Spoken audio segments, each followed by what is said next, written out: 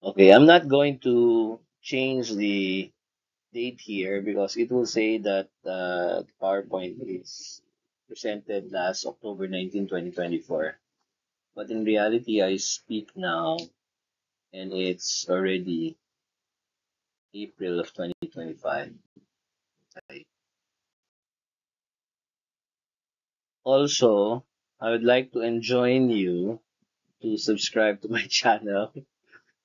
Dito pala 3.23K pa lang ako. And dagdag na pala na 70 people to subscribe since then. Maawa na kayo sa aking channel. Joke lang. Anyway, nandito yung aking mga podcast. Ngayon 516, parang I think there are much more videos na 700 because I incorporated all the podcasts that I have. And I even produce uh, videos for the market. No? I call it Market Mondays. And it comes out. Hindi na nga tuwing Mondays eh. Sometimes even if it's not Mondays. So I upload it usually sa Spotify tapos cross-post dito sa YouTube. Anyway, subscribe when you have the time. Teka, why did I say that? No, nga pala, kaya ako sinasabi yung pag-subscribe is because financial management, investments, so yung mga ganun na topic, mga courses, I also upload in my YouTube channel. So this one, maraming version nito dun eh. Yeah, so you will see. Okay, so ito yung ano natin. No? So there's an anecdote here. Somebody from I'm a 90s guy. That's why the phone. This is a phone. No? So for all those of you who are Gen Y and Gen Z, during my time, this is how the phones look like. Ayan. So out of the blue, one night, somebody called you. Hey, starting tomorrow, I'm gonna give you $1,440 a day. Okay, so kaya may yuan dyan because there was a time that I taught the Chinese students. And again, during the time that I wrote this presentation, the exchange rate was that. Hindi nakasulat dito kung ilan eh. But yeah, October 2024. And the exchange rate is, amounted to 83,000. More or less, no? Give or take, 83,000 a day. So yun yung sabi I will give you $1,440 a day and there are conditions in that deal. Okay, so these are the conditions, no? So you cannot transfer it. Yeah, so you can't give it to another and you have to use everything up. So at the end of the day, the account should have zero balance. So parang, di ba, you're given $1,440, but at the end of the day, dapat zero balance na yan. Now, if at the end of the day, meron siyang kahit 1 centavo, then it stops. Tomorrow, I will not give you anymore. So it has to be zero balance. So, but pag zero balance siya, another $1,440 will be given to you the next day. Same rules. So my question is, before you continue with this, no? So after this, you will pause. What will you do? And what will you buy? So, yan sa question na yan, especially if I do it live, kasi this one is a part of my training, no? Seminar. So, usually, lalo mga bata, no? One unforgettable answer that I had before was, papakain daw niya yung kanyang mga kabarangay. Sabi ko, wow, ang ano mo naman, no? So, sabi ko, what if, I mean, tomorrow, ubus na, di ba? Papakain ka na naman. Yes. So, hindi ko maubos yan eh. Parang ganun. So, yun ang idea niya. So, magandang, I mean, it's a good idea, right? But actually, meron twist itong kwento to eh.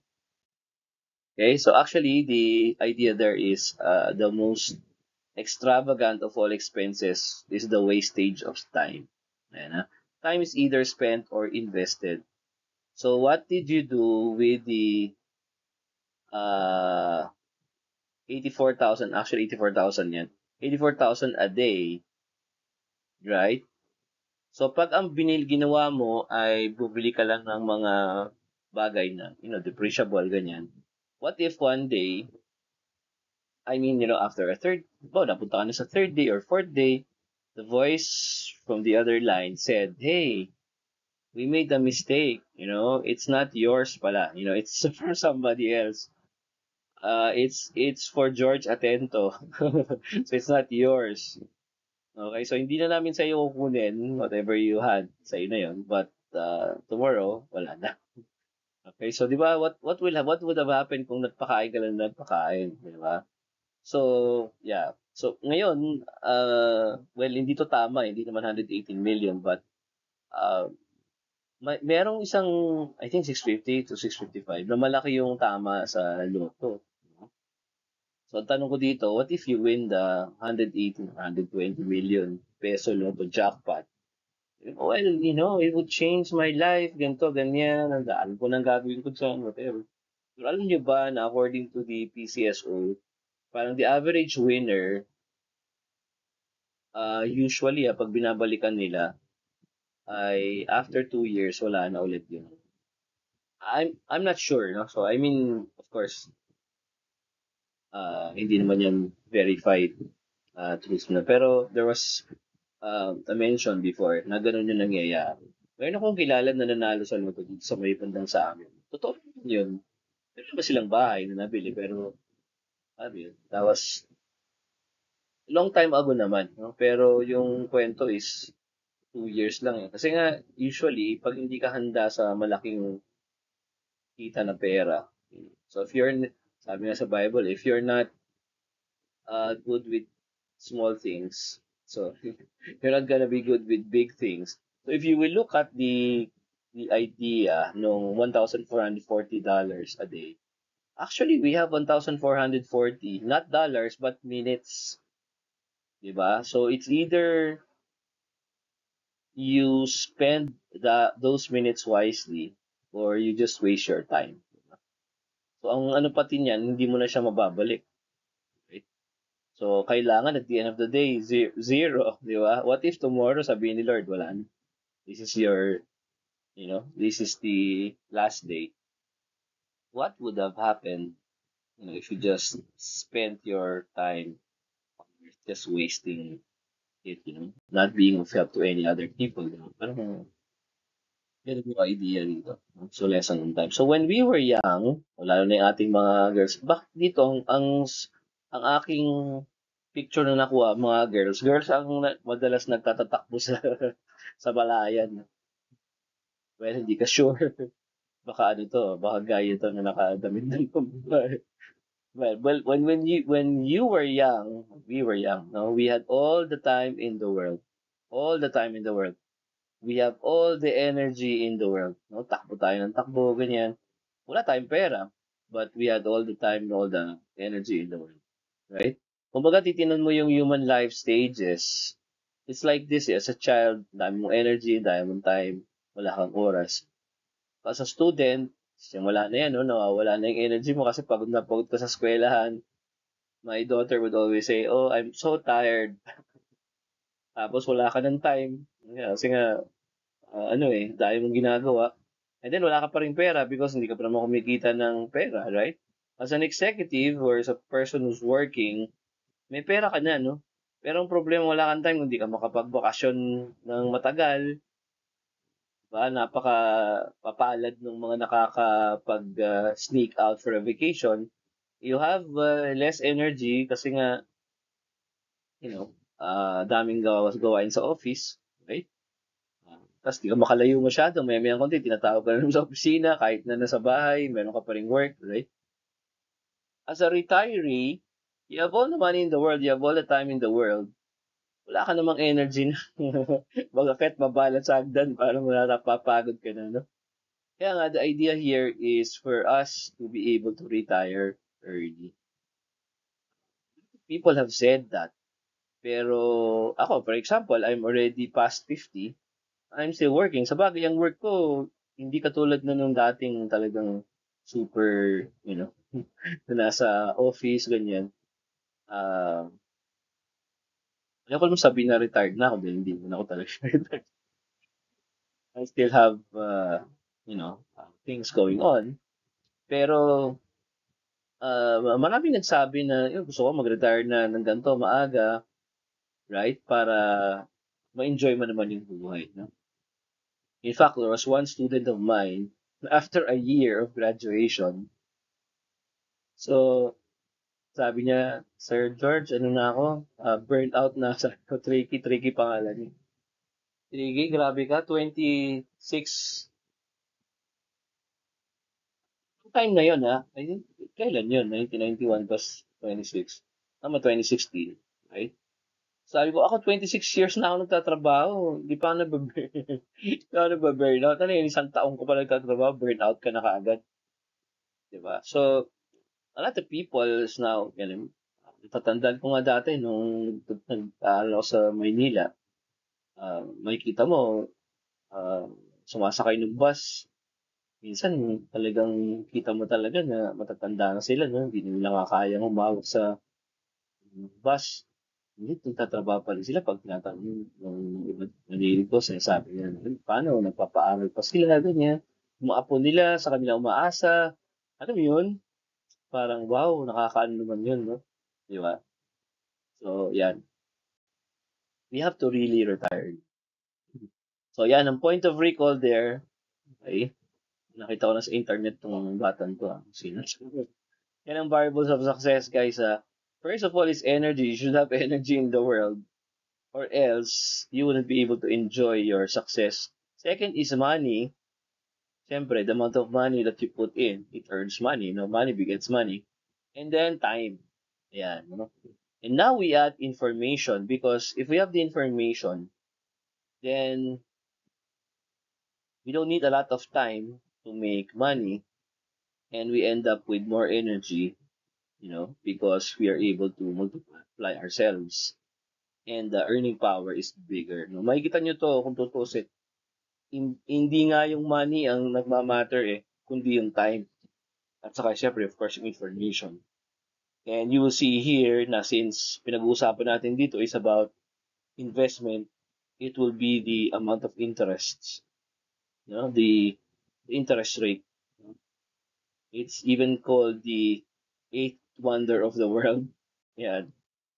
Yeah. Now is the time. Do not put off until tomorrow what you could have done yesterday. And you know who said this? It was Abraham Lincoln who said this. Yeah, no? Start early in life. Naku, totoo to. Lalo na sa mga batang, sa ating mga estudyante na mga bata pa dyan. No? Start early in life. Time is the friend. Time is the friend. Okay, so if you are 20 years old now, and you were able to save $1 a day since the day you were born, napakahirap naman to, no? Pagkapanganak mo, maybe huli kang $1 and then said, Mami, ilagay mo to sa aking alkansya or whatever. So, how much will you be able to have saved today? Kung 20 years old ka na, 1 year times 365, let's say, no, round off. So, it would be $7,300. Kinuha ko lang siyang dollars, no? Pero kung tutusin, it would be peso, 1 peso a day. Right? So, it's not enough, right? It's not enough. But if we award an interest rate of 10% compounded annually, so yun ang ibig sabihin ng compounded annually, no? Theory of time value of money, it will triple in 20 years time. Yan, $20,000. Wow. Di ba? Ngayon, pag tinignan mo to, kung peso nga to, sasabihin natin kung peso, parang ang liit naman. 20 years old ka na, di ba? Wala ka pang 20,000 lang piso. Syempre, piso lang ginawa mo, di ba? So, what if you raise it to 5 pesos or $5 in this case? It will be, in 20 years time, $104,000 at 10% per annum. But that's only equivalent to $5 a day or less than $2,000 a year. Kung ito dollars, again, PPP will step in. You know what I mean, no? Purchasing power parity. So, ibig sabihin, um, iba kasi yung value, no, ng money, right? Exchange rate, ganyan. And, yeah. So, let's say that in the US, for a person earning $40,000 a year, $40,000 a year kasi yung more or less, no, the median average, median average pa. The median salary, at least, no, that I know of, if you save only 110%, that is already $4,000 a year, right? So, samantalang we are just saving $2,000 a year. You know what I mean?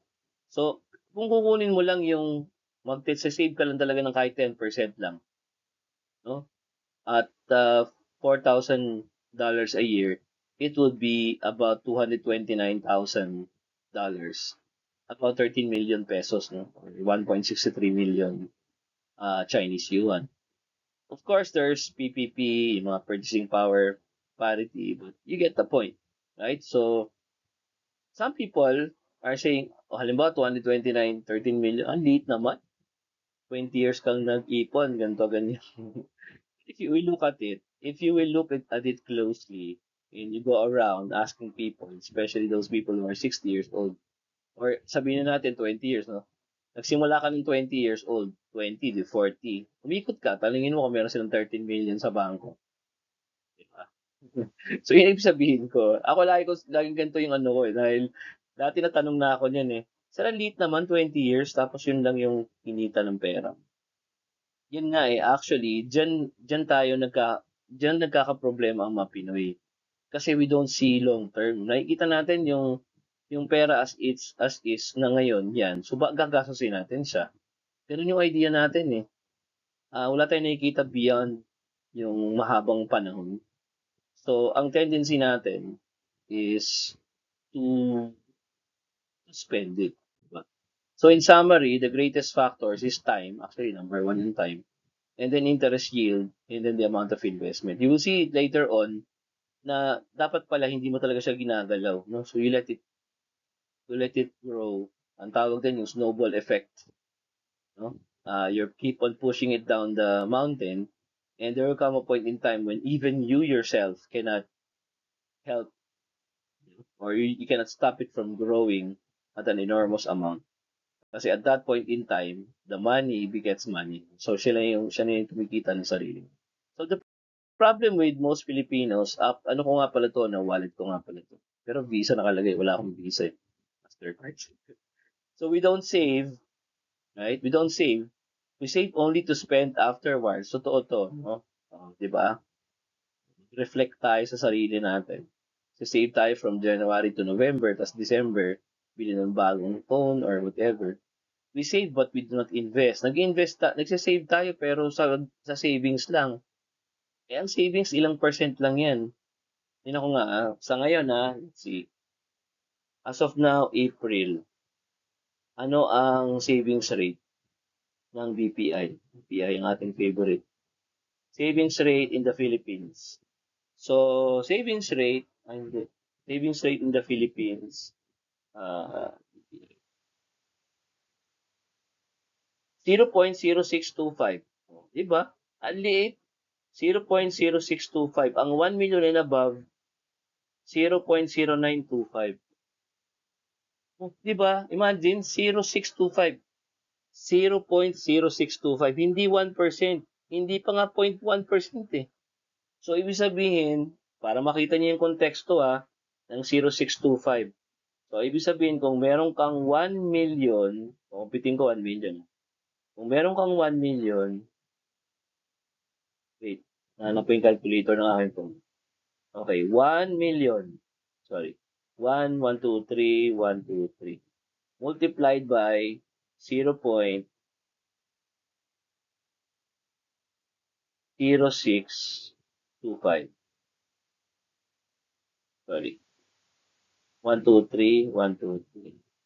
Times 0.0625. O, di ba? Hindi. 0.0625. Percent pa lang yun, no? Divided by 100 pa. O, 625 lang. Ang kita ng pera mo na 1 million is 625 pesos. Tapos, pag niles mo pa yung withholding tax ng 20%, 500 lang. O, yun ang kinita ng 1 million mo, 500 pesos sa isang taon. O, di ba? Samantalang, kung ilalagay mo siya sa stock market, bagsak ngayon ang market. Pero, pag marunong kang kung paano ka bibili, saan ka pupunta, saan ka mag invest, then you will see na nabibit niya yung inflation. Makikita niyo yan later on, no? So, we save but we do not invest. Nakatingin lang tayo sa savings rate kasi hindi nga natin alam eh. And then, ito yung sinasabi ko, we don't understand the long term. Ang nakikita lang natin yung maikli lang eh. So, hindi tayo nakakalampas ng more than 10 years. So, ito I'll give you the example of the power of two. Ito yung aking pinaliliwanag sa halos lahat. Nung tagal ko na itong pinaliliwanag sa aking mga training sa stock market. Ang tanong ko dito is, if I ask to clean my car, ngayon hindi nyo na kayong problema sa pag-clean ng car ko, malinis na yung kotse ko ngayon. Tapos magbabayad ako sa inyo ng piso a day. O ito, $1 a day pa nga eh. $1 a day, would you get it? Sabi mo siguro, ay, ayoko. But wait, your pay doubles every day. Nagdo-double daw siya every day. So, how much will you be earning on the second day? Di ba? So, syempre, on the second day, magiging na siyang $2. Okay, very good, $2. What about on the fourth day? On the fourth day, the 2 times 2 is 4 times 2, $8. Di ba? Very good. Ngayon ito ang tanong ko, at dito, sa tagal ko na itong tinatanong, syempre live, no? Wala pa nakakasagot ng tama ito. So, iyan, pause nyo muna ang video no, for a while. What about on the 30th day? What if you continue cleaning my car for a month? How much will you be paid on the 30th consecutive day if I double your pay every day? Ngayon, dito sa point na to, again, ipopause natin yung video natin for a while, no? Hulaan nyo muna. A lot of the answers I got to this. Ang tanong mo din, lalampas ba ng 100,000? Ang sabi, oo, lalampas ng 100. Yung iba sabi, hindi lalampas ng 100. 1 million. Ayun. Ang pinakamalaki ko atang na-receive na hula ay 1 million. No? Siyempre, hindi ka magka-calculate. Di ba? Ngayon, sige, may sagot na kayo. Post mo muna. Magbigay muna kayo ng sagot. Tapos saka natin tingnan kung tama yung sagot niyo. Hulaan niyo muna. Okay, may hula na kayo? Sulat niyo sa papel, ha? Ito na ngayon yung power of 2. Okay, this is the power of 2. So, on the first day, bahala na kayo sa, sa currency. You can think of it as $1, you can think of it as 1 peso.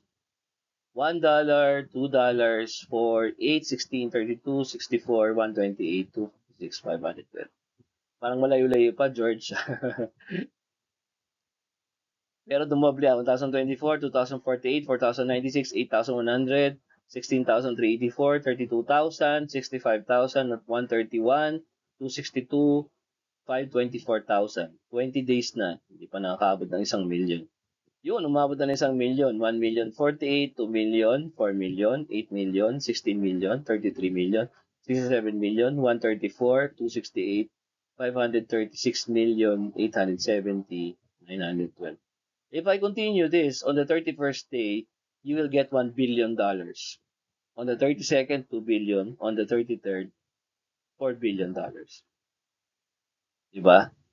So, again, as I said, wala kang view of the long term kasi eh. Hindi mo siya nakikita eh. Like, if you look at, okay, ngayon, kunwari, ang pera mo, 100,000 pesos. Nasaan ka na? Nasa 17,000 ka na dito. Or nasa 17th day ka na o 18. How many doubling do you need in order to get to, let's say, 20 million? Nadudong ka na sa 100, di ba? Nasa 17th day ka na. Or sabihin natin 18. 8 beses na lang, pupunta ka na sa 16 million. Kailangan na lang magdoble yung pera mo ng 8 times pa. Right? Ngayon, siguro sabihin, wait ba? Posible ba yun? Di ba? Posible mo magdoble ang pera mo every year? Posible, mahirap. Mahirap. Mahirap po siyang gawin consistently. Okay? Mahirap siyang gawin consistently. Kasi pag nagdoble, ibig sabihin niya 100% ang increase mo every year. Si Warren Buffett, nabanggit ko na si Warren Buffett at slide 15, my favorite investor, most favorite investor of all time. You can look up his name. most successful investor of all time. I think ang kanyang rate of earning is only about 26 point something percent. But he did it since the 1950s. So imagine, 70 years na siyang kumikita ng ganyan. May kita mo siya ngayon na yung kanyang friend na si Bill Gates ay wala na sa top 10 wala na sa top 10 si Bill Gates ng richest people in the world. Nandoon pa rin siya. Di ba? Kanya katindi imagine niyo na si Bill Gates. Bill Gates for the most part of the 1990s, ever since nagsimula ang Windows, he's been there consistently, number one, ganyan. Wala na siya ngayon sa richest people in the world. Wala na. And si Warren Buffett is still there. Ngayon, affected ang Amerika, no, because of what happened to yun nga, yung market nila bagsak ng doble ng sunod na araw na, no? Maraming affected, no? Na mga rich people. Pero may kita mo diyan, no, na talagang yung mga talagang nandoon no sa investment, no, like si Warren Buffett was in investment, talagang you know, they've been there for a long time actually, no? So makikita mo ngayon, no, ang richest people in the world now, number one is Elon Musk with $362.5 billion. Number two si Jeff Bezos of Amazon, 189. Mark Zuckerberg, 174 of Meta. Larry Ellison of Oracle, number 4. Warren Buffett is at number 5. At one time, meron time na number 1 siya. No? And then si Bernard Arnault of Louis Vuitton, 152 billion. Larry Page of Google and Sergey Brin of Google, number 7, number 8. Number 9 is Amancio Ortega of Zara. And then number 10 is Steve Ballmer of Microsoft. Si Bill Gates ay number 12 na lang. Number 11 si Michael Bloomberg. Yung Walmart family, nasa number 13 to number 15. Si Carlos Helú, Slim Helú, ay number 19. Number 18 si Michael Dell. And so on, no? So makikita nyo, napaka, di ba, shifty ng net worth ng mga tao. Yan, ha? So, yan ang mga lessons natin to learn. The difference between today and you 50 years from now depends on you. So if you're like on the point here on the right, yung anong yan, no? Yung vertex na yan. Di ba vertex ang tawag yan? So if you're walking towards the left, so if you're starting on the left vertex, no, and then you're moving to the left, di ba? So the difference between you and 50 years later, yung to the left, is going to be dependent on how much you're going to change from now. Diba sabi nga yung person who is considered to be stupid is a person who keeps on doing what he's been doing and expecting a different outcome. Kailangan may magbago eh. So even a 1 degree turn will be more and more defined as time increases. Di ba pag nag-turn ka ng 1 degree, to yung angle na yan, if you turn it 1 degree, yan, if you're marching now the hypotenuse, ano ba yung hypotenuse? Yan, yung longest across the right angle. After 50 years, makikita mo yung grabe yung layo mo dun sa mga kapareho mo lang naglalakad on the horizontal. All because you made that 1 degree turn. And then later on, they will look at you and they will say, 50 years down the road, they will say, oh, teka, kaklase ko lang yun nung araw Bakit siya billionaire, ako hindi? Diba? It's because you made that decision long time ago that you will make a change. Yan yung ating message today. Make that change today. Yan.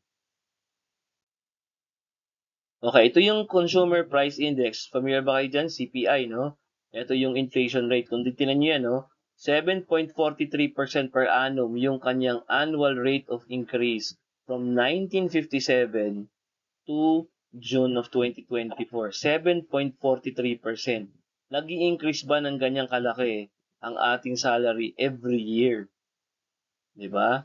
7% dapat ang increase every year ng ating salary. O ngayon, kung titinan mo pa to, as of September of 2024, yan ay 7.49% na. Ayan, no? Ito, 2021, kinumpute ko, ang taas pa nun. Sa China, tinan mo naman ng China, oh. Noong 2020, bumaba yung inflation rate, no? Kasi nga, yun ang kagandahan sa China, eh. Nakakalculate na itong maigi na pipigilan na ito kasi controlled ng government lahat. Tayo hindi. Ang dami ritong mga pasaway. Even yung ating agricultural goods, kailangan pang sampahan ng maximum na suggested retail price. Imagine, samantalang tayo ay agricultural country. Imagine the stupidity and the foolishness of what's happening to our country. So let us look naman at the PSEE, the PSEI. Again, of course, it's going to be battered, it's going to be hammered in the next coming days and maybe months kung hindi magbabago yung idea ng Washington, no? Na meron tayong levy naka-impose yan sa almost 200 countries, sigurado maapektuhan yung stock market natin. But from 1986 to 2014, when I first started to track this, the rate of increase was 15.25% per annum. Di ba? Kanina 7 lang. Oh. Nung tinrack ko na naman to noong 2021, 7 years after, it became 11.998%. Mataas pa rin. Di ba? Tumama na yung pandemic, nakakabawi-bawi pa lang yung time na yan. 1987 to 2022, it continues to go down kasi yung ating market. It is now at 5.74. Medyo talo na, no? Noong 2022. Pero noong July 2024, dumating na naman siya sa 7.06 CAGR o yung tinatawag natin na compounded annual growth rate as of July. And then as of September, it is now at 7.94.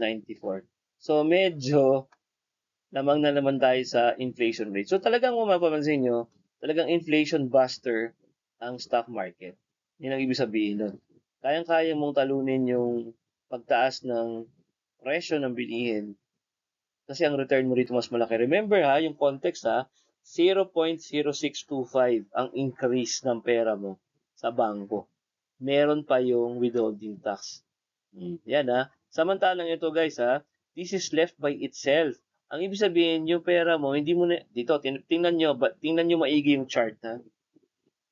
Kung iniwan mo ito noong 1987, ang ibig sabihin niyan, noong 1989, ayan, nakita niyo yung pagbagsak noong 1989 na, yan yung bunsod nung nangyaring mga kudeta noong 1989 panahon ni Corazon Aquino.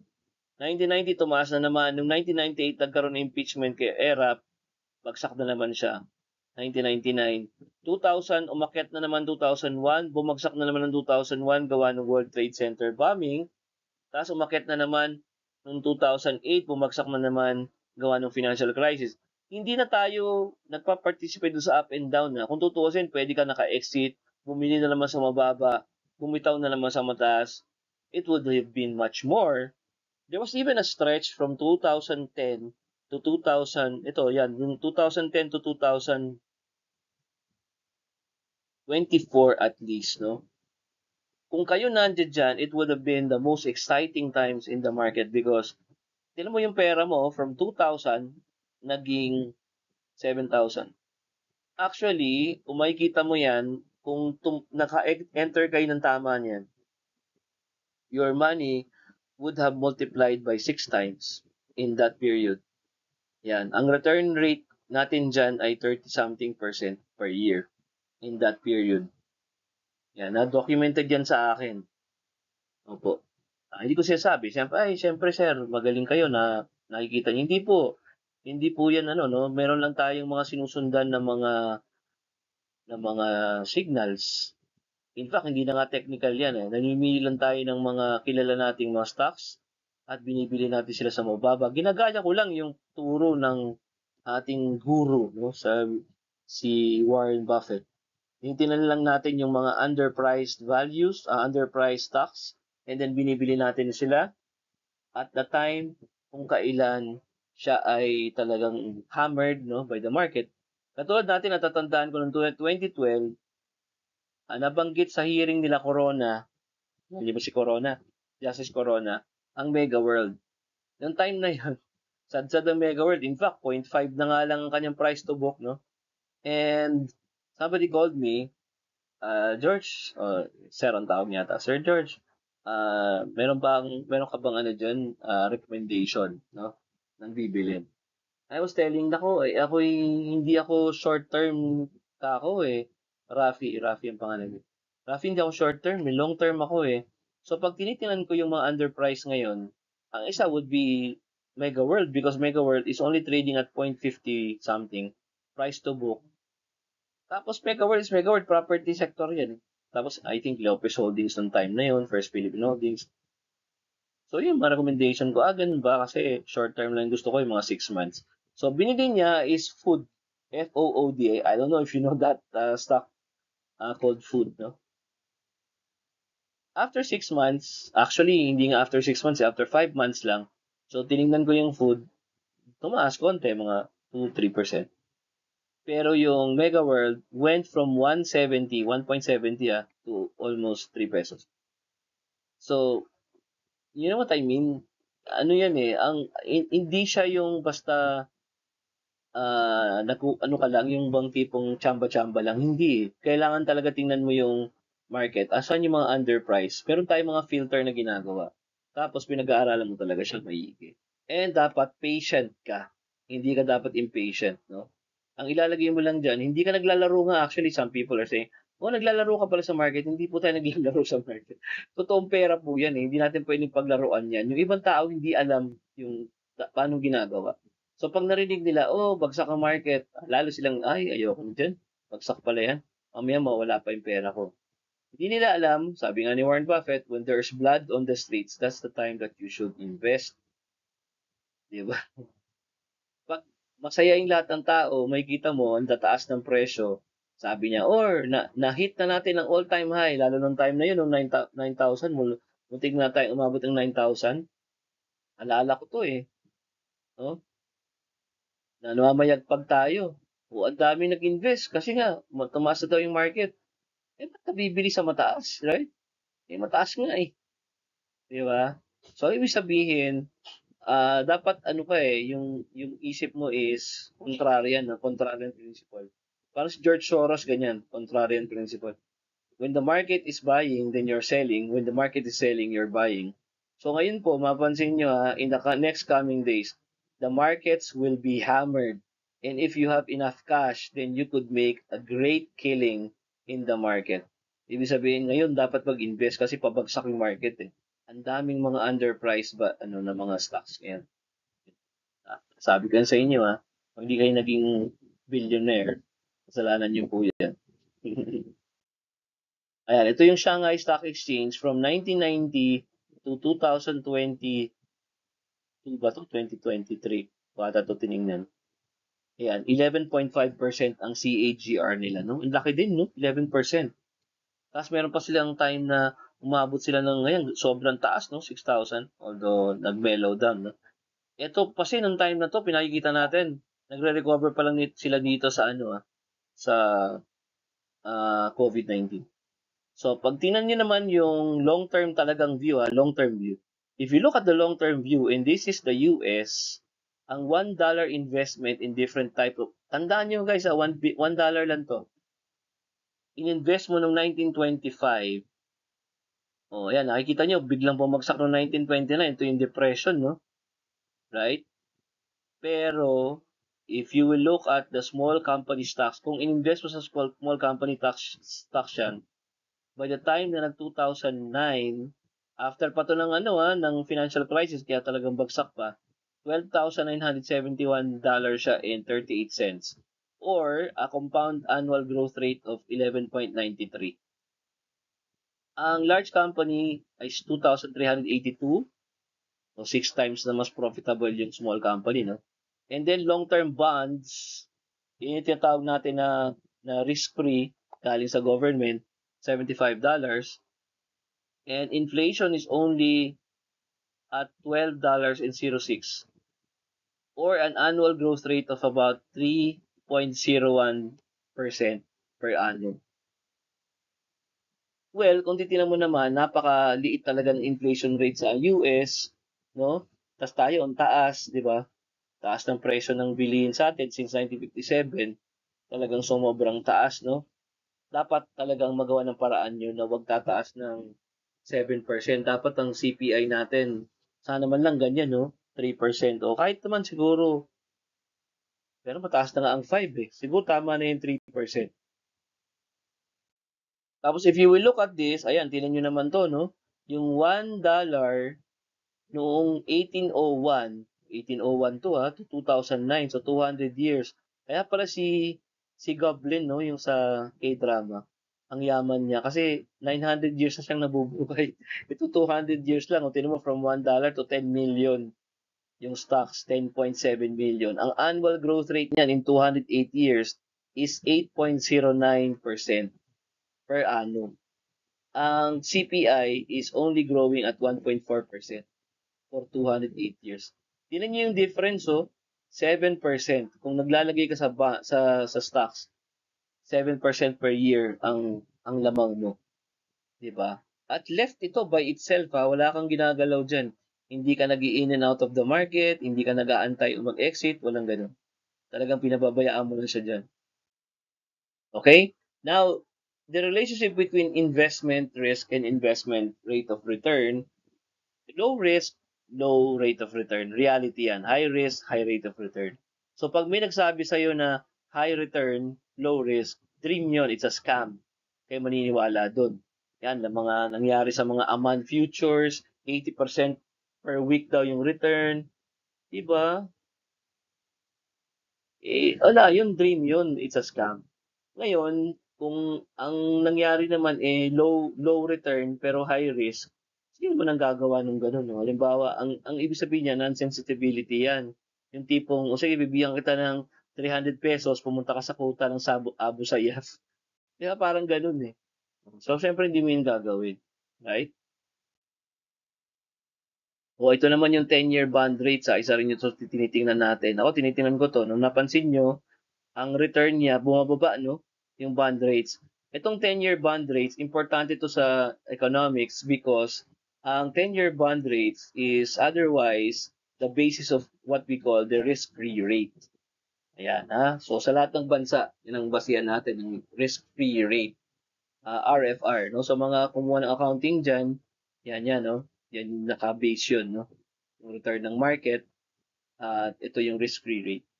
Okay, so mapapansin nyo, ang relationship nito with the markets is the lower this is, the higher naman yung return ng market. Kaya pansinin nyo, yung market pataas, ito pababa eh. Right? Yung long-term view niya pababa.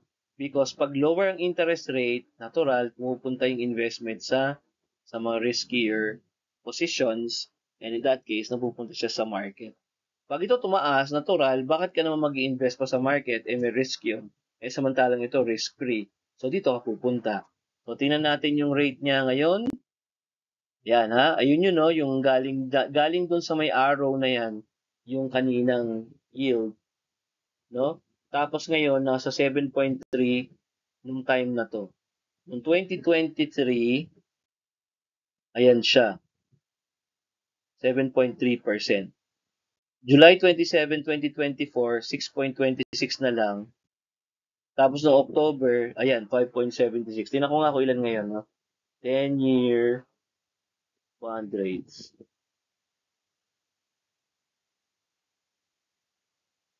Philippines. Yan, depende to actually sa ating need, no? Yung bond yield natin, 6.31%. 6.31% as of March 26. 6.26%. Ngayon, 6.12. Okay? 6.12. April 4. Ayan, very updated yan, ha? April 4, 6.12. So, again, tumaas siya ng konti. So, parang merong konting need pa ang government natin, no? Of liquidity. Ayan, ha? Kaya tumataas yan. So pag ganyan na tumataas yung yield na yan, bababa ang market, no? Minsan ano yan ah case to case, no? So titinan mo din yan. Ako ito yung mga tinitingnan kong mga indicators ng overall direction ng market. At saka lalo na sa atin yung PMI, yung yield ng manufacturing, at saka yung activity ng mga factory, no? Pag nasa 80% 'yan, ibig sabihin our machines, our equipments are equipment are rolling and talagang marami tayong trabaho, no? Pag 'yan bumaba, 'yun. Down the line makikita mo nagso-slow down ng economy. Kaya 'yan ang mga tinitingnan ko, no? So sa China, 2.8 mo sa China, ang liit ng bond rates, no? Kasi hindi niya kailangan ng cash eh. So mataas ang market. So parang ganyan yung idea diyan, guys. Yan, 2.08 na nga lang nung October. Okay, capital markets, o yan pa ako po nung ako'y bata pa. Hindi naman 1927 yan, grabe kayo 1927, yung Manila stock market, saka 1963, nung panahon ni Ramos, 1994, nag-ano yan, no, nag-merge. Tapos there are 300 listed companies. Hanggang ngayon, ganyan pa rin guys. Ang konti, no? Samantalang sa ibang bansa, almost mga sa 10,000 na yan. Yan, no? Ang Thailand nga, 1975 lang nagsimula, talo na tayo sa value. 130 plus trading participants, yan lang ang nag-ano, trade.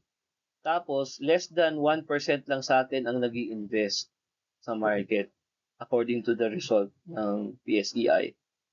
And sa US, tingnan mo yung context niya. Sa US, 53%, Singapore, 25%, ASEAN nation, 15 to 20%, Thailand, Malaysia.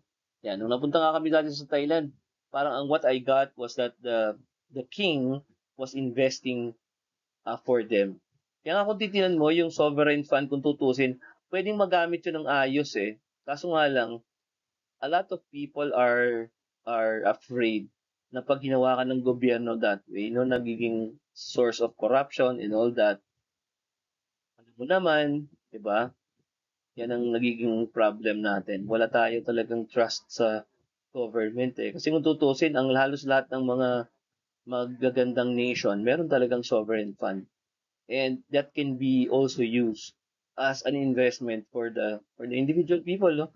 Nakakatulong yun sa atin sana for welfare and all that. Kaso nga lang, as I said, tingnan mo bakit ang Thailand, pag kinausap mo yung mga tao, ito yung bago pa mamatay yung king, sabi ko, tinatanong ko. Kasi nga, yung aking paper is about investment.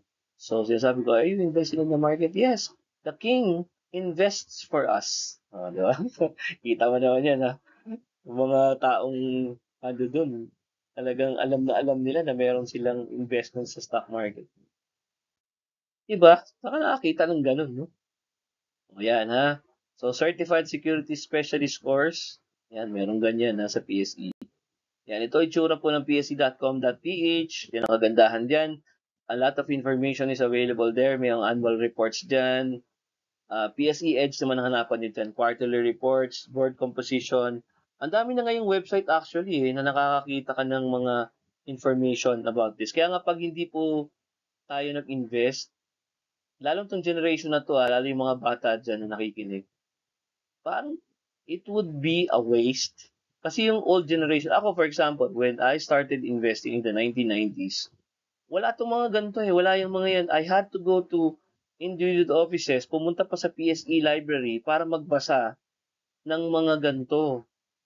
Oh, 'di ba? Samantalang kayo andiyan diyan na oh. Ang Call Financial, meron na siyang pati nga yung mga buy point saka sell point, meron silang mga recommendations. Meron silang mga calling the shots, meron siyang mga Monday, mga analysis, economics.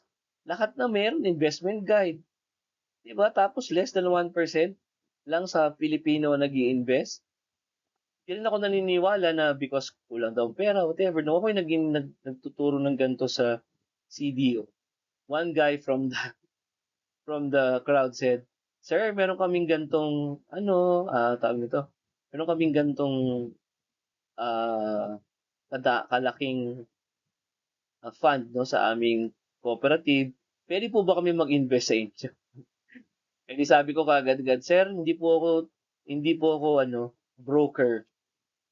And yun po yung sinasabi ko po na dapat marunong po kayong kasi katulad niyan 'no, you only knew me today and then you're saying na mag-iinvest kayo sa akin, hindi niyo naman ako kilala, 'di ba? Eh, samantalang nasa ano naman, magtitingin lang po kayo sa internet, 'di ba? Titingnan niyo po na, okey ang broker ganito pala, dapat ganyan, yun. Tapos nasabi niya, "Sir, alam mo, ang nalugi sa amin sa Aman Futures pala ay 9 million." Sabi ko, papaano po hindi ka malulugi ngayon? Kayo na nga lang ngayon 'no, I was, telling you something that's logical, something that's interesting for you, and you are already saying na mag-invest kayo, di ba? So, yan ang problema. Hindi ako naniniwala na walang pera. In fact, nakakabili nga ng mga cellphones ng pagkakamahal, nagagawa ng paraan, ang mga iPhones, o di ba, ang mga tablet, ang mga Mac, kakabili ang mga tao ng sasakyan. Sabi niya, "Ay, hindi, hulugan ng, di, pwede mo rin gawing hulugan ang pag-invest. Di ba? Imbis na nagde-depreciate yung hinuhulugan mo, eto nag-appreciate. So what's the difference there? Di ba? O yan na, kailangan lang talaga ng desisyon. Ang iba kasi wala talaga nakikita sa long term. Kaya ang tingin nila, they will put off pa nila yan. Pero kung makikita ninyo kung gaano ka kagandang mag-invest ng earlier, lalo sa mga bata, no? Makikita mo na yung palang 5 taon na tinigil mo o kaya inintay mo, dapat pala ininvest mo na yun. Yan, ha? Pa yung mga nakikita niyo po dyan, ang mga disclosures, ayan, nasa pse.com.ph edge yan, andyan din. What about mutual funds? So, yung mutual funds, ang kagandahan dyan, parang professional investing yan. You purchase stocks with the best people. You divide your risk. Your exposure is low. Tapos, you can exit anytime you want as long as the market is open. And you can start low and accumulate later. Ayan. Dati, nag-ano ako ng ganito sa mga kaopisina namin. Kaso nga lang, alam niyo yung problema, just to be honest with you, no? Ang nangyayari kasi is, ako bilang fund manager, hindi naman ako binabayaran dyan, number one. Hindi naman ako humihingi ng ganun kasi nakikisabay lang naman sila sa akin. Ang nangyayari po, pag bumabagsak ang market, nagwi-withdraw sila. Ang problema, ako bumibili nung fund. Kasi nahihiya ka naman, mga hard-earned money nila yun. Meron nagbigay ng gantong halaga, tas after a week, binabawi na. Bumagsak ang market. Imagine, magkano yung nalugi. Tapos, ang mahirap pa nito guys, so just to be honest, no, halimbawa, naglagay ka ng 10,000, let's say, 100,000. Pag bumaba yan ng 20%, di 80,000 na lang, no? 100% less 20% is 80,000. Para makabalik siya sa 100 ulit, ang kailangan niyang i-earn ay hindi 20%, kundi 20,000 divided by 80, so 2 over 8 is 1 over 4, 25%. Kung mababa ka ng 20%, kailangan ka tumaas ng 25%. 'Di ba? Gets niyo ba 'yun? So pag kung 100 bumaba ka ng 50 katulad ng time nung 2008, ng pandemic, 100 naging 50. So 50% ang binaba mo. Para bumalik ka sa 100, ang kailangan kitain ng 50,000 mo na nasa ilalim is 100%.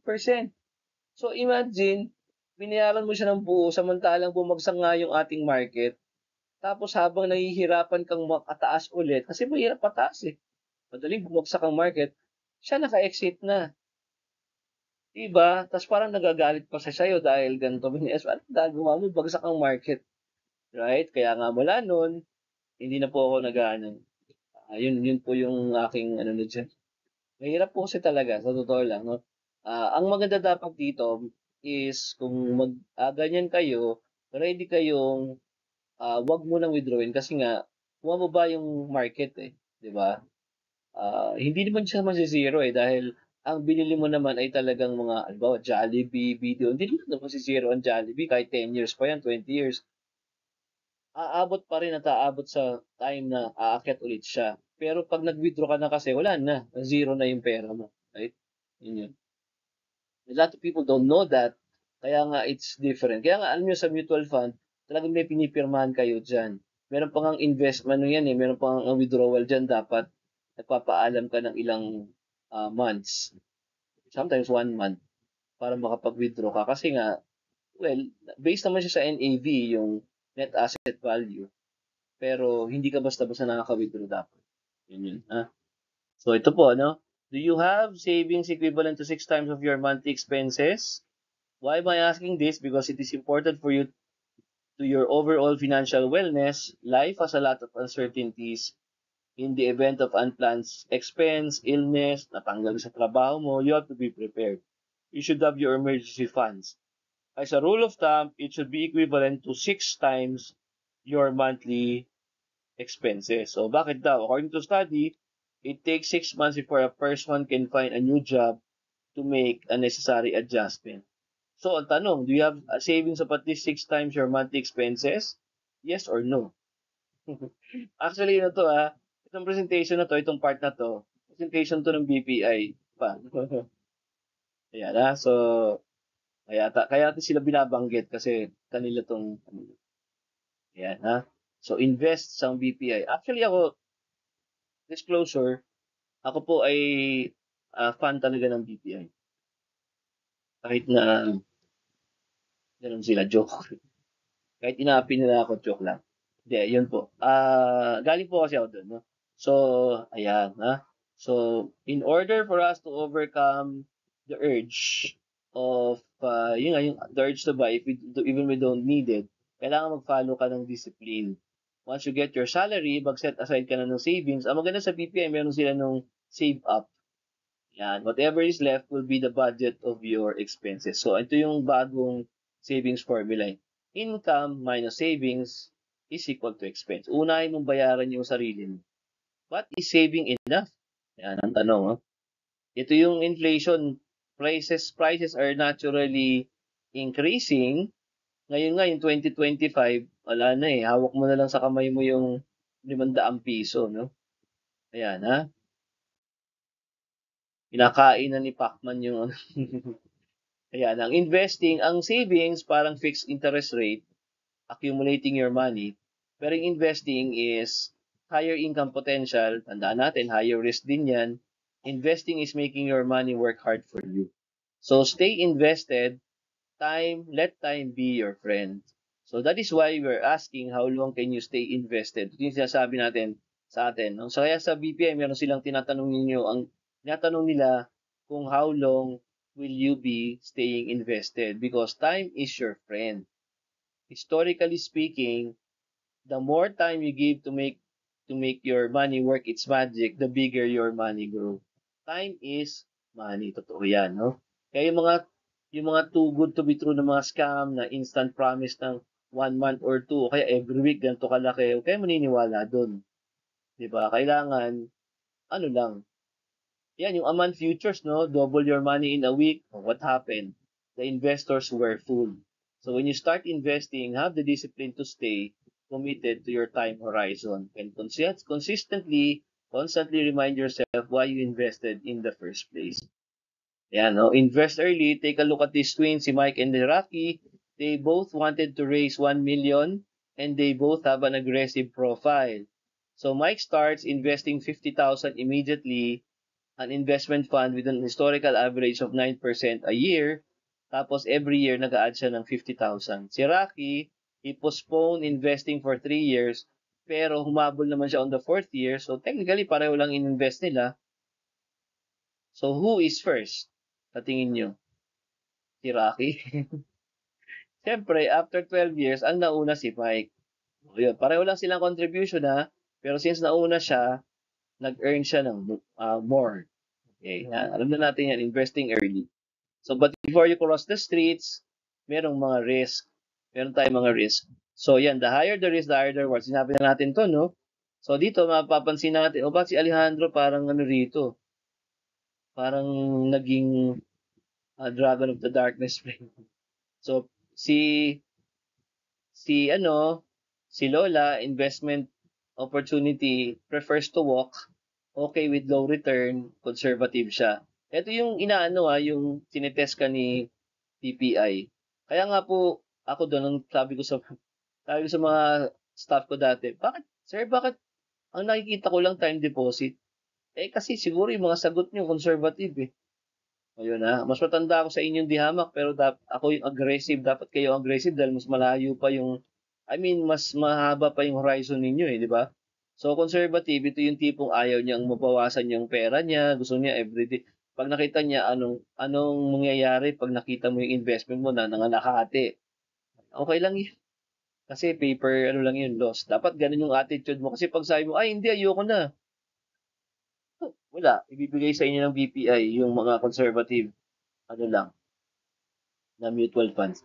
Eh kung yun lang ang gusto mo eh, di ba? Natatakot ka kasing malugi. Yun, ha? Hindi ka na malulugi actually eh. Paper loss lang yan, makikita mo. Huwag ka lang mag-withdraw. So pag moderately conservative, ayan, slowly but surely, medium-term investment, usually mga balance fund yan. Ito siguro mga equity o kaya mga bond fund yan. Itong equity, balance fund siguro to. Horseback rising, balance between return and income, okay lang with long-term investment. Sorry bakit si Alejandro parang ano rito, parang eerie, no? Pogi dapat to si Alejandro. Yan Ito ang aking lagi akong aggressive, no? Prefers to ride a race car. Not afraid of possible losses in the short term kasi long term siya. Parang ganun. Pag bumagsak man yung pera mo short term, okay lang yan. Kasi hindi naman yan, basta hindi mo siya withdrawin. Basta ako sa tingin ko, if you chose your stocks wisely, the long term will take care of itself. Ganun yun. Ayan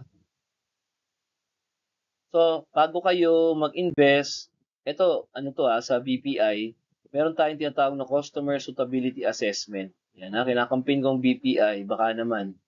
Bigyan naman, BPI. Nabigyan niyo naman ako ng ano dito. Ayan so BPI yan. Pero ang ibang bangko marami din guys marami din siyang ganyan. So, anong mga favorite natin? And of course, pwede kayo mag-invest sa Call Financial, Finstocks, Investagram, ang dami, no? Ang daming investment ngayon. Ngayon nga, sa Maya meron, sa GCash meron din. Marami na po, no? Saka yung mga virtual banks, marami na rin. Mas okay mag-i-invest sa mga hindi nyo kilala. Natural. No? Maraming options. Ang one important indicators to look at would be yung investment funds natin, no? So, yan, mga indicators, yung beta, volatility, no? Systematic risk versus the market.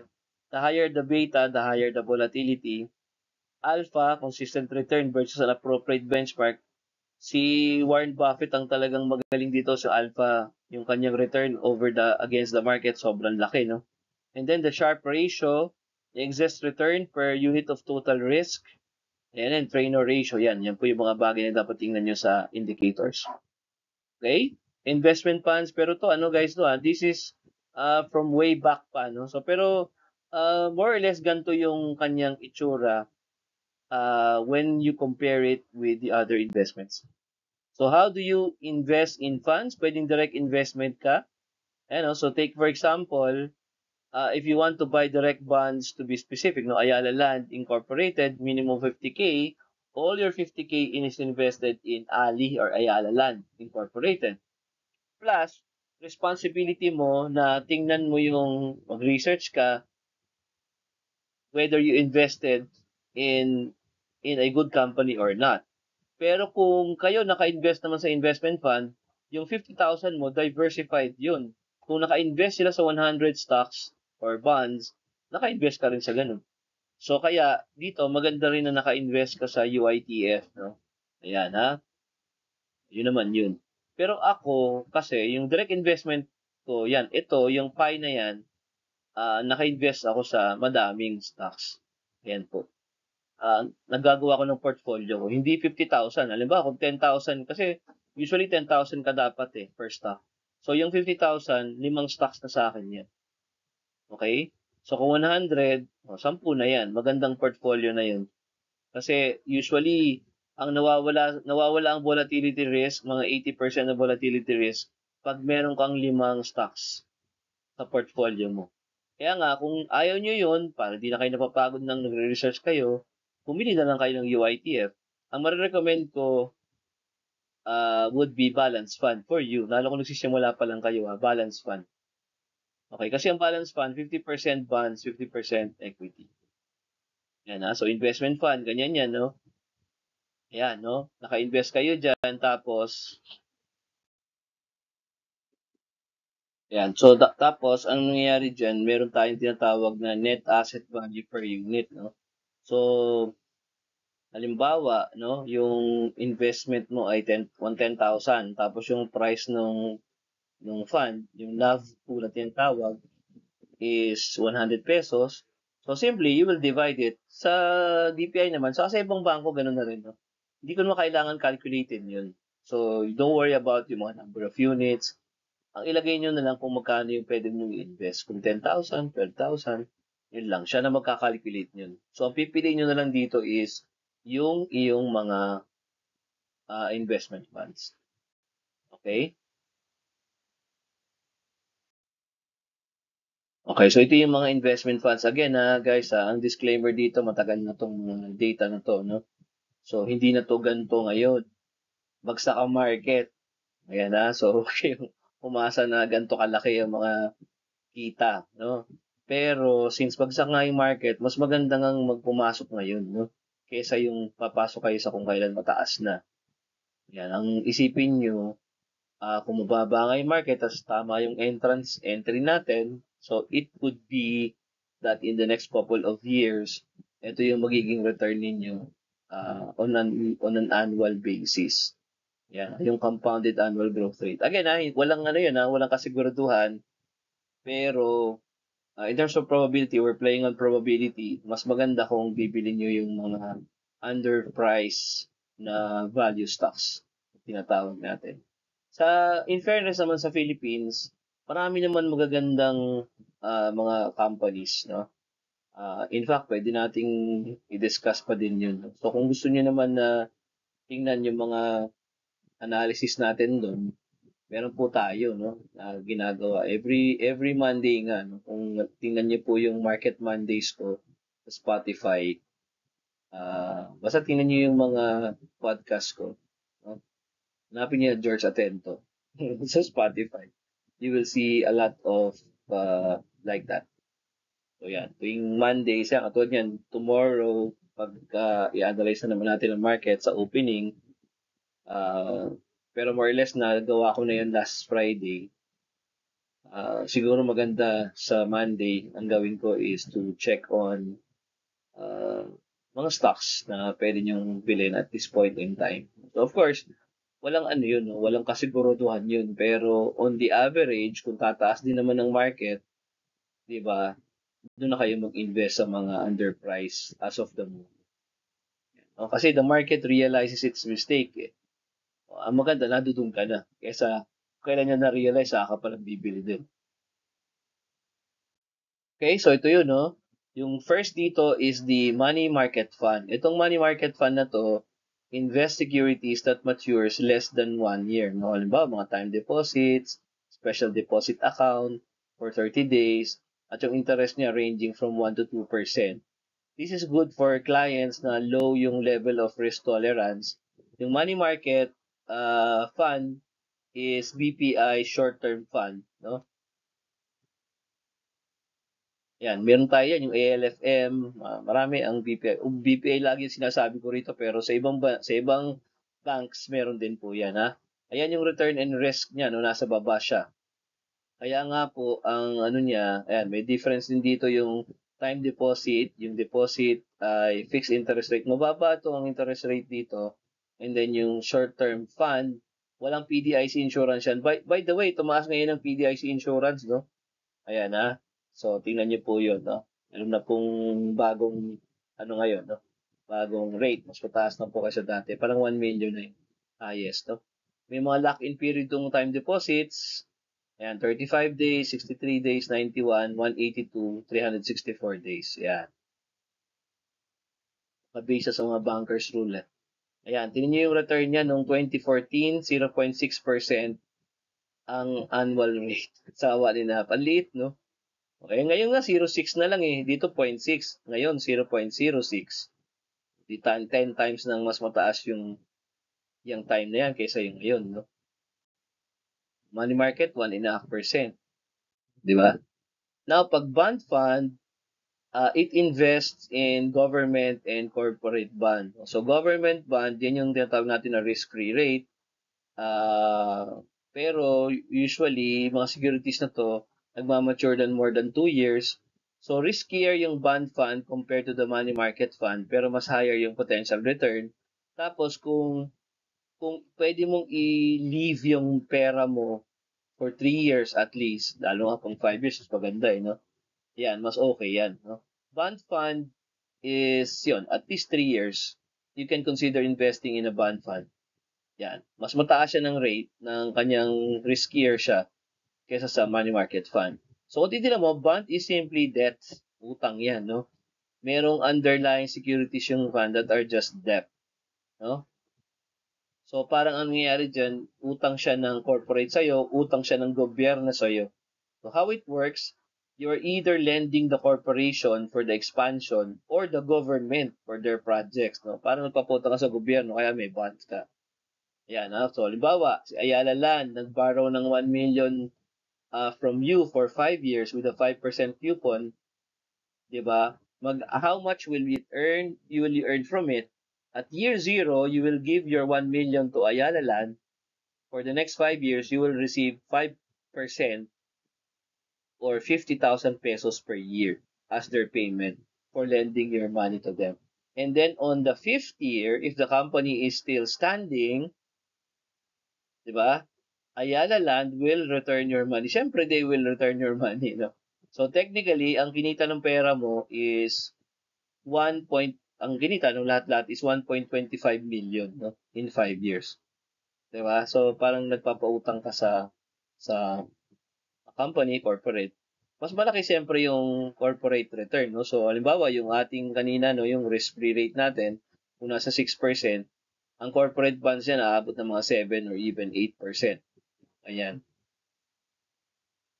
Okay, so yun, tingnan nyo yung BPI premium bond fund ng time na yon, 3-year annualized return is 4.96%. So yung equity fund naman, di syempre mas riskier to kasi puro stocks ang hawak niya, no?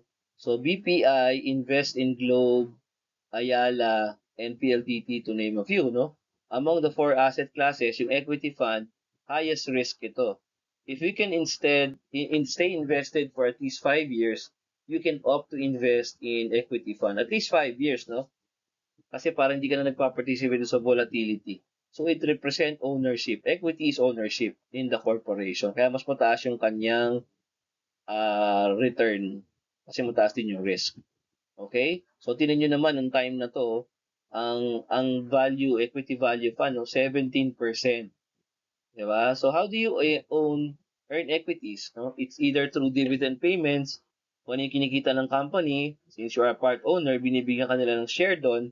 And then of course, second is through price appreciation. So how come it is riskier than bonds? Yung equities kasi merong potential siya to lose money, pero more potential naman to earn money. Yung bonds promise to pay 5%, whatever happens, it will pay you 5%. Even if they earn only 3% or less, 5% pa rin ang kanilang ibibigay sa'yo. Pero yung company, if the company only earns 4%, then yun lang yung paghahati-hatian sa equity fund. If the company earns 20%, yun yung paghahati-hatian. No? Unlike in stocks, yung fixed income, no, they will enjoy all the 20% earnings. So, yun yung 20%, pag halimbawa yun yung kita ng company, no. So, yung balance fund, hybrid of stocks and bonds, no, 50% usually to, no. 50% bonds, 50% equities. So, you get to enjoy investing in both asset classes under one fund. So, mas mababa siya ng konti sa equity fund, kaya yung kanyang return noong 2014 is 14.06. Although ngayon hindi ganito kalaki to guys sinasabi ko sa inyo. So ito po ay in fact pagsak na ang ng stocks.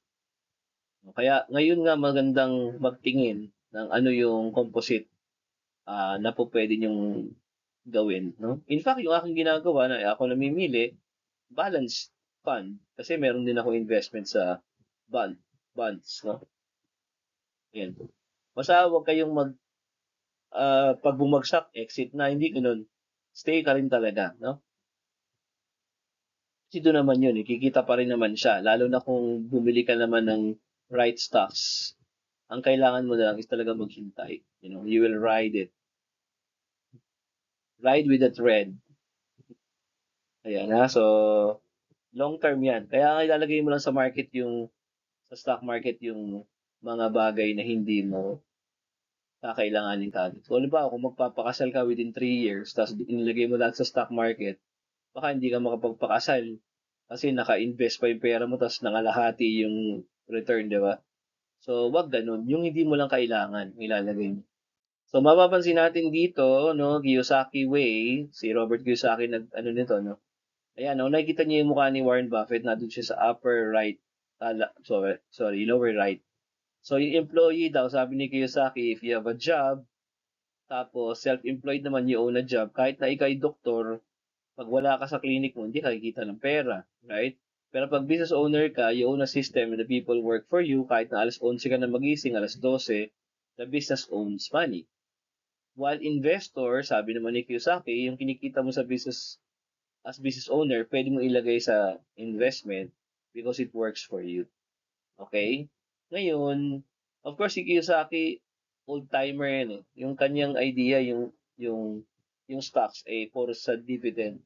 Pero, in my experience, lalo na si Warren Buffett, no, hindi naman yan, well, of course, sasabihin niya si Warren Buffett kasi billion yung pera. Pero remember, when he was still starting, hindi naman malaki yung pera niyang hawak, right?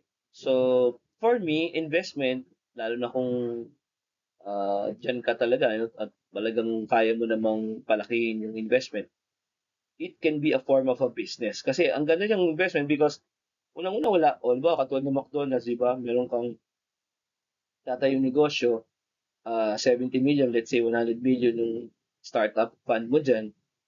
Tapos, hindi mo pwedeng ma-withdraw kagad yung 100 million. Di ba? Pag nagbagong isip mo, wag naman sana binaha yung lugar ngayon. Or katulad yung isang KFC na yan, no? Na kung saan doon yung nag-burst yung pipeline. O hindi na niya nabawi yung pera niya just because he was at the wrong building na kung saan nandun yung pipeline na nag-burst, no? So, mahirap mag-invest kasi nagtatayo ka ng facility, no? Nag-hire ka ng tao. Samantalang ang investor, you don't hire anybody, it's just you. Tapos, yung return mo, let's say, no? As I said, no? Merong time yan na ako naman, awa ng Diyos, not really to brag or anything. I've always beaten the market, no? Year after year. Unang-una, madaling i-beat yung market kasi ang market ay malaki, samantala ikaw maliit. So, ibig sabihin, pag nakikita mo mong na medyo tagilid na, pwede kang lumabas eh. Siya, hindi naman siya makakalabas kasi hindi naman niya mabibenta yung billion-billion na pera sa ibang tao. Ikaw, kaya mo umexit. Di ba? So, pag nag-exit ka sandali, may pera ka, wala yung investment mo. Pero pag gusto mo na naman bumalik, pwede kang bumalik. Ganun. Yan ang kagandahan ng investment. Tapos hindi ka kailangan magtayo ng mga warehouse or whatever. But of course, you cannot do it na nanguhula lang. You really have to study on how to do it. Kaya ito so if you wanna learn more, you can watch my videos, ganyan. Okay, may mga ibang tao rin naman nagtuturo nito, but ako is more of value investment, kaya po yun yung akin namang uh, I'm proud of that na value investing yung tinuturo natin, hindi technical. Although meron tayo niyan, in fact, sa mga ano ko rin, no, sa aking mga tinuturo, no, nakikita niyo sa mga videos, meron din akong tinuturo about technical analysis, no? Pero hindi tayo nagre-rely doon, mas more of value investing. So more or less yung value investing is what to buy and then the technical analysis when to buy. Yeah. So you start first with what to buy and then you figure out when to buy it. Okay? So ito na po yung Millionaire Mind, si Robert Kiyosaki. Ngayon, siyempre matanda na siya. And then the Millionaire Mind Cash Flow Quadrant. So Millionaire Mind, Thomas Stanley, he's a professor. These are two of the books that really changed my life. Starting in the 90s, no? I read this. Meron yung Millionaire Next Door saka Millionaire Mind. And the summary is, be frugal, matipid, and then marry once the right person. Point kasi niyan, if you marry the wrong person, you will bleed money. Lalo if you marry a model, hindi naman ganun. Yung mga tipong mga high maintenance people, mahirap, no? Para kang nag-iipon ng tubig tapos ano, butas yung balde mo. Kasi lahat ng kinikita mo, ginagastos naman ng kabila, no? Ayan ha. Invest rather than spend. Cars, cellphones, all of these gadgets, they are depreciable. No? Real millionaires, according to the Millionaire Mina, do not show off. They live in third-class neighborhoods and they drive even second-hand cars. Imagine si Warren Buffett nga bago magpalit ng kotse, nasa 20 years eh. Kaya daw minsan, na-stuck siya sa snow one day. So, he called his daughter, ganito, yung aking, sira na ata yung kotse niya na sa snow. No? Sabi daw ng daughter niya, thank God, papapalitan mo na yung kotse mo, 20 years na yung imagine mo, billionaire ka, no, 100 billion yung ilan magkano sa 150, 200 billion. So, and yet, he's a very simple guy. He he lives in the same house that he bought in the 1950s. So, he's really an unassuming guy. He would eat in the same McDonald's, tapos drink the same Coke. Coca-Cola. Partly owns Coca-Cola. I think yun yung time na naging billionaire siya, noong 1987 crash. Siyempre, bagsak ang mga presyo, no? So, sabi nga doon who is this Warren Buffett na parang funds galing sa Omaha, Nebraska na binibili yung Coca-Cola.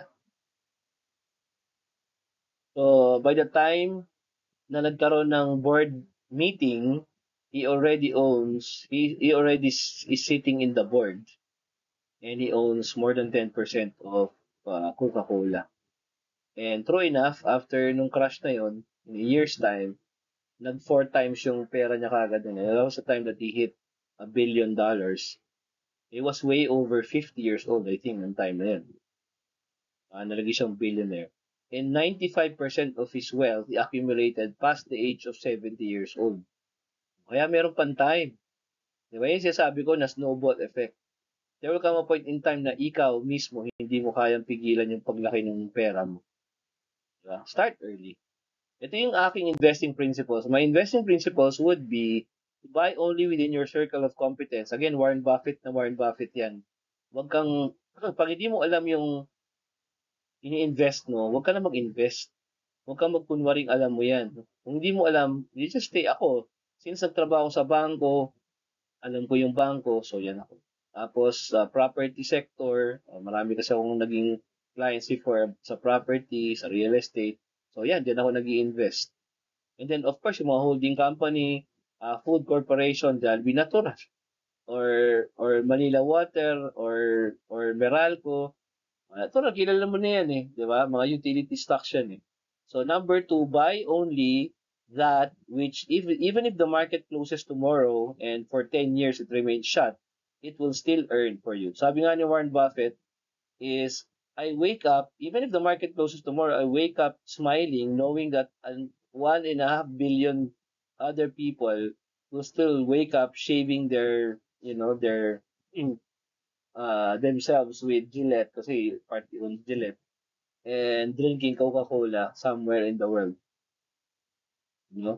Number 3, buy only with that which is lower than the market average price earnings. Ito talagang ginagawa ko. Although si Warren Buffett hindi niya ginagawa yung number 3, hindi siya enough kasi yung price earnings. Ito na kay Benjamin Graham ko yan natutunan. Si Benjamin Graham ay teacher ni Warren Buffett. Security analysis, the intelligent investor, yan ang mga ginawa ni Benjamin Graham. Si Benjamin Graham was the teacher of Warren Buffett.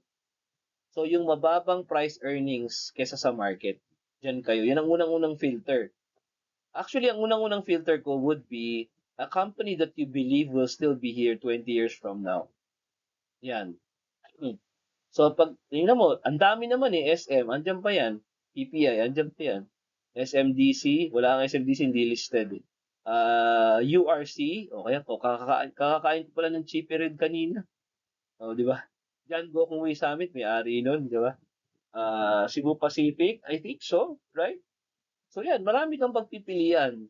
Kung hindi, although, halimbawa, hindi mo kabisado yung mga tungkol sa airlines, ganyan, hindi mo kung invest yan kasi hindi mo pala siya kabisado eh.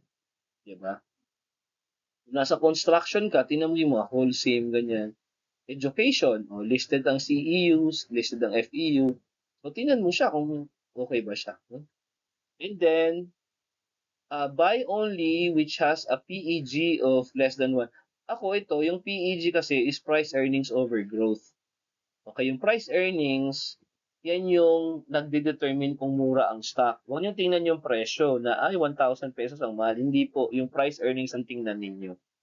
Kasi yung price earnings growth is price earnings divided by growth. Kaya pag ang PEG mo is less than 1, halimbawa, ang price earnings ng Facebook nung nag-start siyang mag-list is 100 times. Pero if you will look at the growth naman, no, nasa 60 times, 60%. So 100 over 60, parang 1 point something na 1.1. Pero mahal pa rin ang Facebook nung nag-open. Sa anong time na yon, wala pang ads ang Facebook ha. Ngayon, syempre, ang dami na.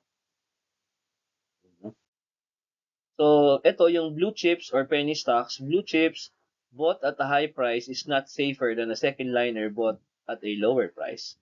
So, yung blue chips, yun yung mga nasa, di ba, pag sinabing blue sa casino, yun yung pinakamataasang value. Sa stock market, yung nasa PSEI Composite Index, yung 30 stocks na yun, yun yung kinoconsider na blue chips. Blue chips are not always blue. Totoo to, dahil may mga companies na nandoon dati, wala na. Petron, paalis-alis yan dyan, nandyan, minsan wala. Ang ABS-CBN for a long time, nandiyan yan sa blue chips, pero ngayon, wala. Penny stocks are not worth our pennies. Sa US, kung napanood nyo yung The Wolf of Wall Street, nakag-concentrate siya sa penny stocks. No? Huwag na nating pagkaabalahan yan. Some people kasi are considering to buy the penny stocks kasi mas mataas umakyat ang mga maliliit. Kumbaga, kung maliliit na value like 0.005, pag tumaas siya ng konti lang, ang laki na kagad ng effect mo. Pero they are not worth your pennies. They have the greatest chances of turning into 10 baggers ang bumultiply by 10, pero sila din yung may greatest chances of turning into worthless issues. No? What about cryptocurrencies? Trading yun, guys, hindi yun investing. No? Pwede nyo gawin yun, pero yung mga talagang pera na hindi nyo kailangan. Kahapon na, isang araw pala, nagsimula na naman akong mag-trade sa Forex, no? Okay naman, yung last ilang trade ko, wala, laging panalo. So, nag-earn ako ng, simula siya ng 10, almost 30% in a day. Oo, ganun katindi, no? Kasi nga trading yun eh. Tapos, ang liit lang naman ang nilalagay ko doon, no? Forex yun. Pero, pag hindi buo ang loob nyo dyan, at hindi malakas ang pintig ng puso, siyang gagawin dahil hindi yan madaling, ibig sabihin lalo na kung totoong pera na yung pinagagawa na kung baka kayo ay himatayin. Ako nga dati, nagkamali niyan kasi hindi ako nakapag-stop loss. Antok na ako. Siguro, alas 3, basta ganun eh. Lalo nung time na yun, no, na bata-bata pa ako, yan yung pang, alam ko, natatandaan ko yun, yung nagpapa-burp pa ako kay Andre, yung aking anak. So, naghihintay ka ng alauna yung feeding time niya, tapos be-burp pa din. Tapos, na naman, naglalaro ako ng in-between ng mga kung ano ng mga online games, ganyan. Tapos, at the same time, nagtitrade ako sa stock. Di, okay na, no? Kapag pakain na, kapag pa-burp na. Tapos, hawak-hawak ko yung, nasa laptop, nakaano ko sa aking mouse. I-click ko na yung close and trade. No? Siguro, kumbaga, akala ko na-click ko na siya kasi siyempre talaga sobrang antok na, alas stress na madaling araw. Tingin ko na, alim po nga ako after 10 minutes lang, walang yan na-wipe out yung lahat ng pera ko. Sa gold yun, gold. Yan, gold futures. Kaya hindi siya, hindi po siya biro. Yan, ha? Samantalang, some hours before, wala pang, may Facebook na ba nun? Parang wala pa eh. Kasi hindi ako napatandaan ng sarili ko na nag-post pa na Kasi nag-earn pa ako ng $2,000 in less than 10 minutes ah. Ganun katindi yung nangyari. Kaso nga lang, after some time, nawala din siya lahat. Pati yung principal nawala. Imagine ha. Kaya wag po kayong, ang trading ay talagang ano yan, gamble talaga yan. Lalo na kung ngayon may cryptocurrencies na, mga CFD, ang dami nang pwedeng i-trade eh. Samantalang nung araw, Forex lang ang tinitira natin yan, silver, gold, yun. Tapos USD, ako USD, Japanese yen, Great Britain pound, GBP, tapos ah apat yung kapalit niya, JPY is Japanese yen, GBP, Euro, tapos CHF, yun nga, yung Swiss franc. Canada ngayon, ano ko din, kahapon. Australia, muntik na akong tagal din bago ako naka-exit sa Australia. Buti na lang nanalo pa rin yung dulo. So yan, pero medyo, ayan pag hindi ang inyong loob, huwag niyong gagawin yan. Cryptocurrencies ngayon, isa pa rin na tinitilid natin. Although, ako, hindi ako masyadong ano sa cryptocurrencies. Ang tinitingnan ko lang yung mga mainliners, no? Bitcoin, teka, hindi ko pala titingnan yung ano ko, Maya ko, hindi din yung aking mga cryptocurrency. Bitcoin, Cardano, tapos Ethereum, yan lang naman ang tinitingnan natin. USDT, ganyan.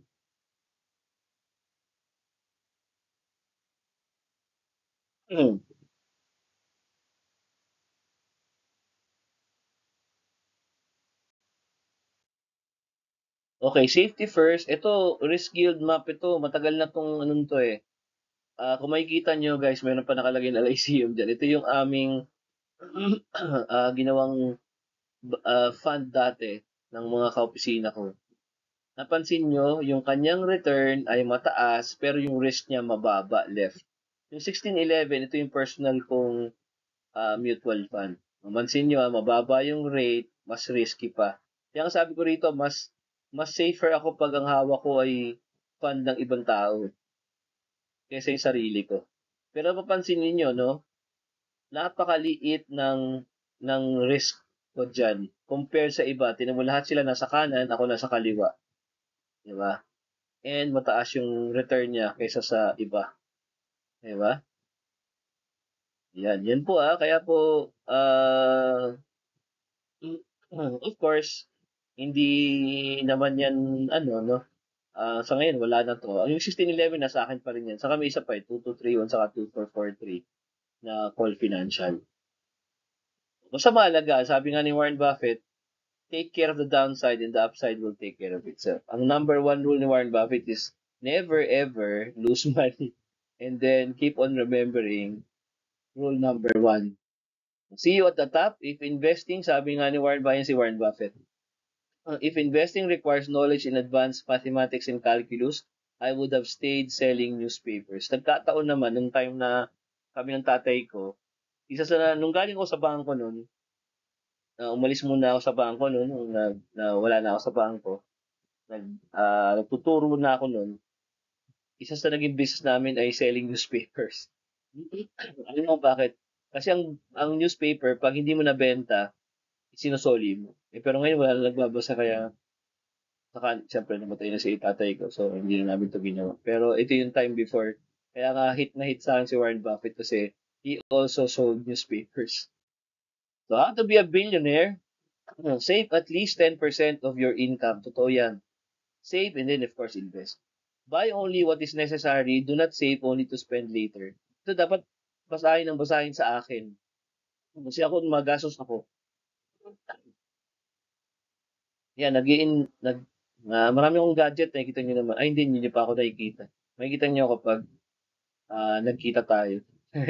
Marami akong gadgets masyado. Sa tingin ko, hindi kailangan yung iba. Let's save only to spend later and then invest what you save. Number 4, I think marry the right person. Napaka-importante to, lalo kung lalaki kayo. Kung lalaki kayo, syempre dapat you should be married to a supportive, responsible person who will take care of your finances and who will scold you for your Lazada purchases. O yung mga bawat lagay mo sa cart ng Temu ay tatanggalin ng minute. Parang ganun. Or pagsasabihan ka niya lagi. Oo. Kailangan kasi yun eh. Di ba? Sabi nga, behind the success of a man is a woman. Kung ikaw naman ay babae, marry the right person pa rin, no? Someone who will inspire you. Saka usually ang lalaki madaling gumawa ng pera eh. Dapat, both kayong gumagawa ng pera and then eventually nagtutulungan kayong dalawa.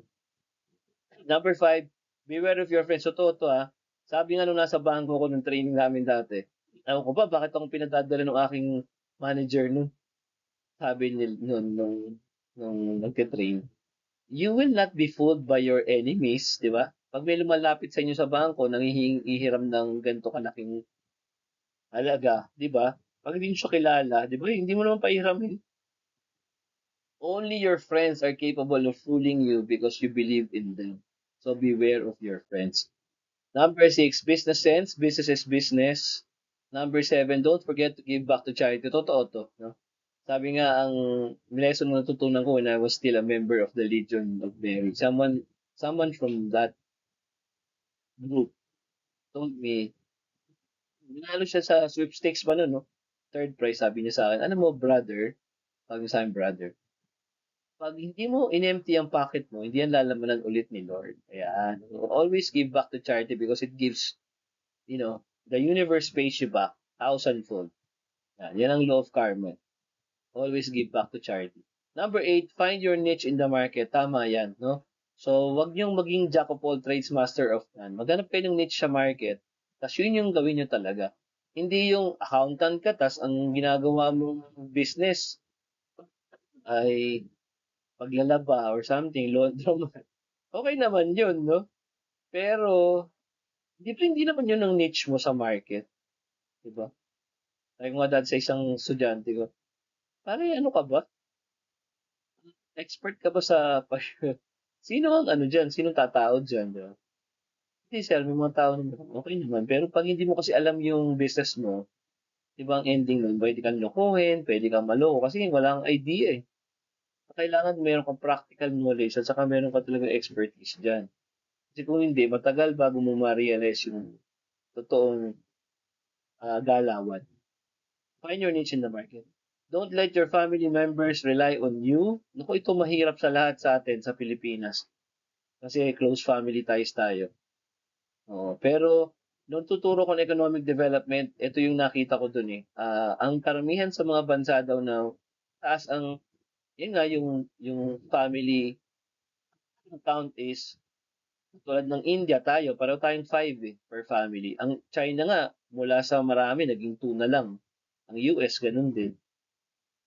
'Di ba? So, nagiging ano siya, hindi naman sa ayaw natin ng malaking population. Alam naman natin, na gift from God yan, whatever. Pero, kailangan maging tayong responsible eh. Pag malaki yung family, mas malaki yung chance na hindi mo sila nakataguyod ng maayos. So, don't let your family members rely on you. Kasi usually nga, ang nangyayari daw, sabi ng aking yung aking research no, sa economic development, sa mga big family numbers, sa family nila, may nag-aaral, yun, he or she brings home the bacon. And halos lahat, umaasa na lang doon sa taong yun. Diba? Which is wrong. Kailangan, everybody works. And you support your own. Hindi yung umaasa ka sa pera ng iba. Diba?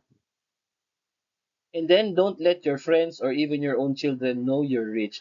Alam nyo, merong isang storya dun sa may Millionaire Mind or Millionaire Next Door na for a long, long time, they thought na yung kanilang tatay ay nagtatrabaho daw sa factory.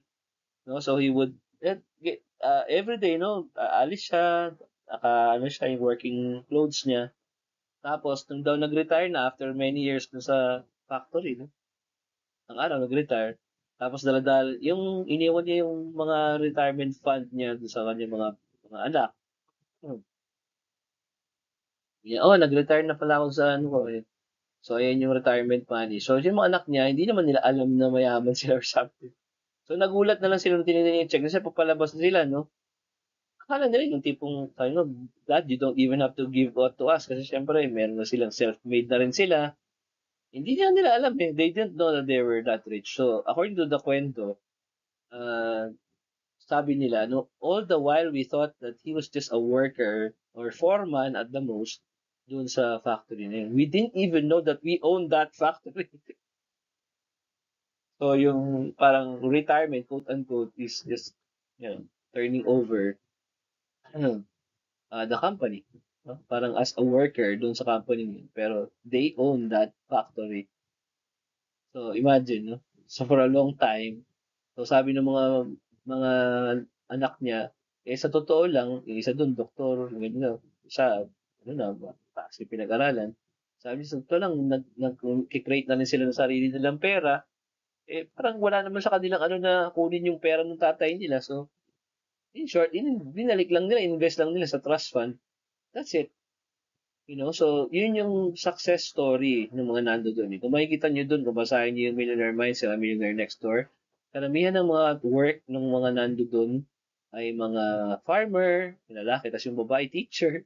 Ganun, no? So it's not really yung taas ng sweldo. It's more of it's not what you earn, but what you save from what you earn.